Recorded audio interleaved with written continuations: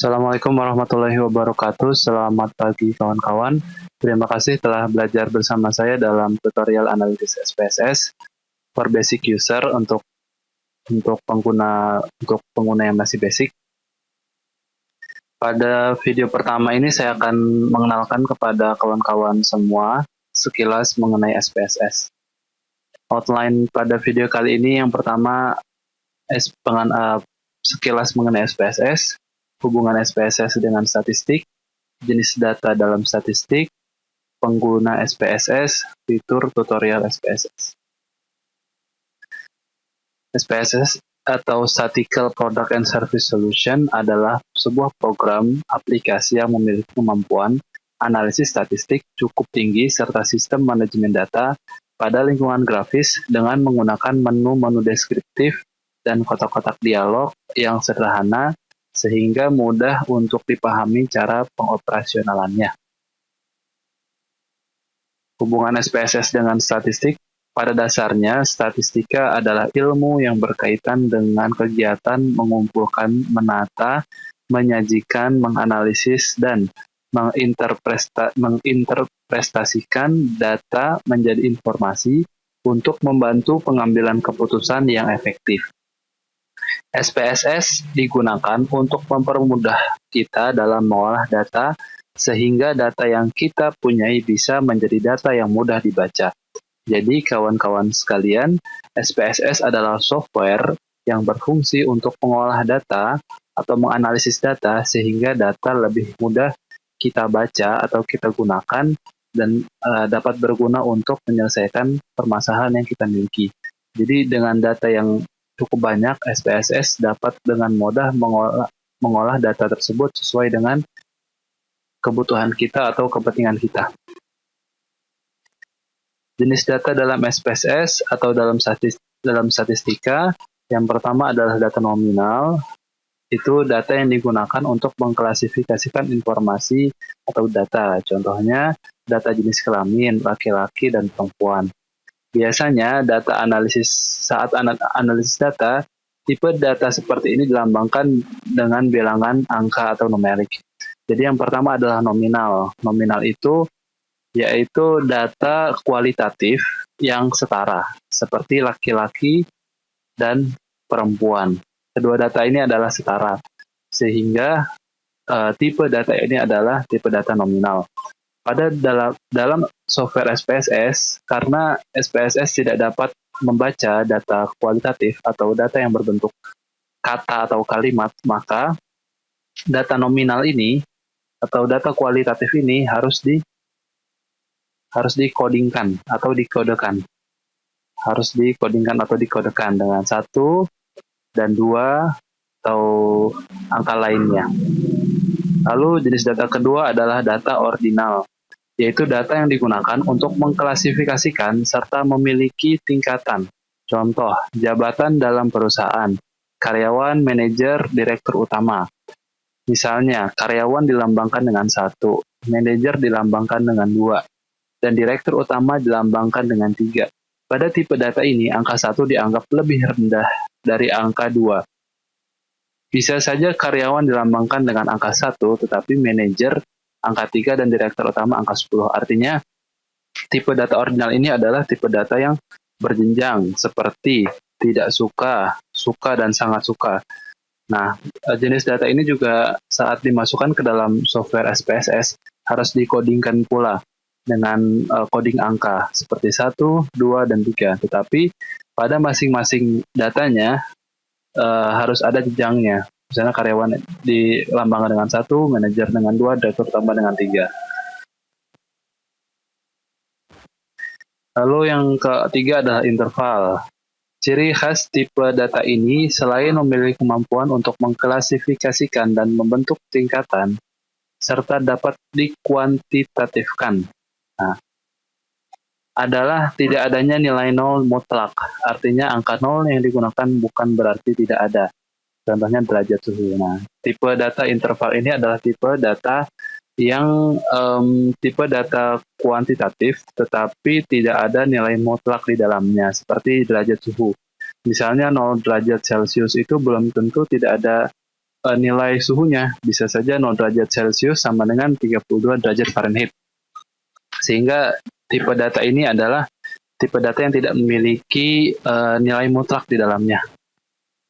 Tipe data ini termasuk data kuantitatif.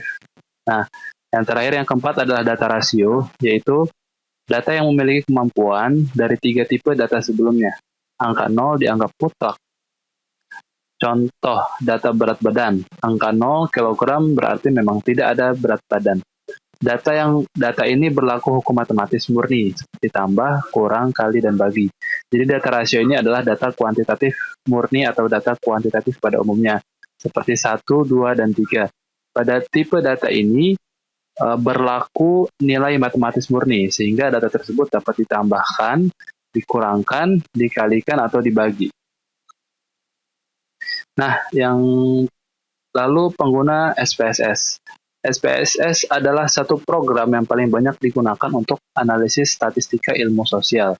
Siapa saja penggunanya? Pengguna SPSS antara lain peneliti pasar, peneliti kesehatan, perusahaan surveyor atau survei, pemerintah, peneliti pendidikan, organisasi pemasaran, manajemen data, penajaman file, dan dokumentasi data.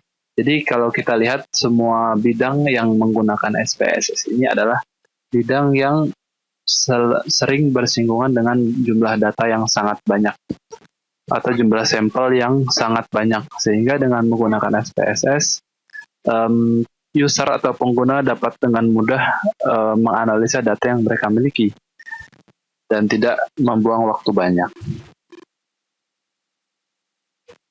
Fitur yang ada dalam SPSS, yang pertama statistik deskriptif, antara lain tabulasi silang, frekuensi, deskripsi, penelusuran, statistik deskripsi rasio.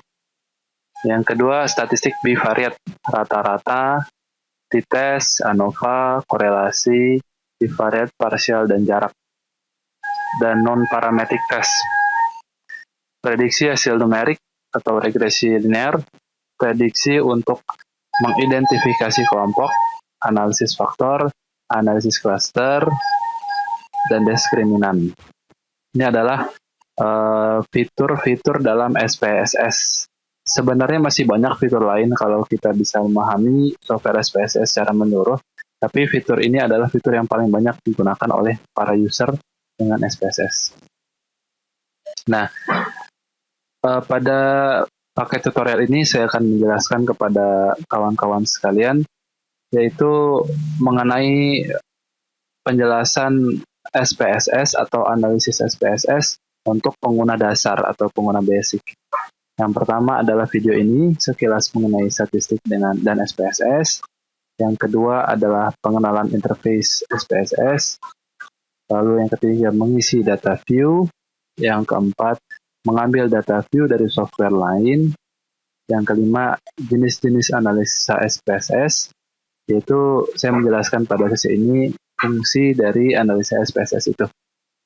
Lalu penjelasan mengenai statistik deskriptif, lalu penjelasan mengenai statistik inferensial. Yang kedelapan, analisis deskriptif statistik, analisis frekuensi dengan variabel rasio atau kuantitatif, analisis frekuensi dengan variabel ordinal atau kualitatif. Yang 11, analisis explore.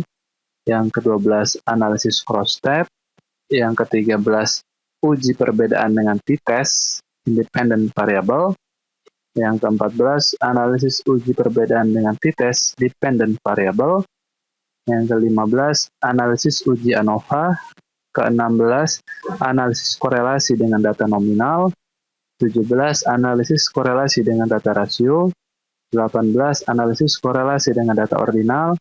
Yang ke-19 adalah regresi. Jika kawan-kawan lihat, terdapat 19 video tutorial untuk analisis SPSS ini. Tapi kenapa basic? Karena tidak semua analisa SPSS saya terangkan di sini. Saya lebih berfokus pada penjelasan for basic user dulu, karena tidak semua pengguna SPSS itu digunakan untuk advance atau penggunaan yang lebih tinggi lagi. Yang paling banyak digunakan adalah analisis ini, sehingga saya untuk paket tutorial ini hanya menjelaskan terbatas pada analisis regresi. Ya, ini adalah penjelasan saya untuk video pertama kali ini. Semoga kawan-kawan mendapatkan manfaat yang maksimal terhadap penjelasan saya di video-video selanjutnya. Sekian, terima kasih.